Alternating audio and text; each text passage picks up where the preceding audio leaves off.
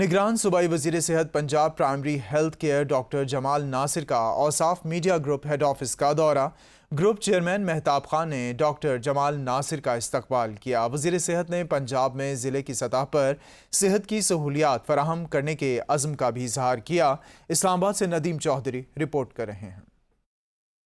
صوبائی وزیر صحت primary health care Punjab doctor Jamal Nasir نے Ausaf media group head office Islamabad کا دورہ کیا۔ ABN نیوز کی کامیاب لانچنگ پر اوصاف گروپ کے چیئرمین مہتاب خان کو مبارکباد پیش کی۔ ان کا کہنا تھا کہ اوصاف نے ہمیشہ قوم کی سوچ کی بات کی ہے۔ مہتاب صاحب کو مبارکباد پیش کروں گا۔ ضرورت ہے قوم کی سوچ کی جو AB نیوز اپنا لے کے چل رہا ہے، اور میں ان کو سلام پیش کرتا ہوں۔ نگران صوبائی وزیر نے ABN نیوز کے مختلف شعبہ جات کا دورہ کیا اور ABN انتظامیہ کی کاوش کو سراہا۔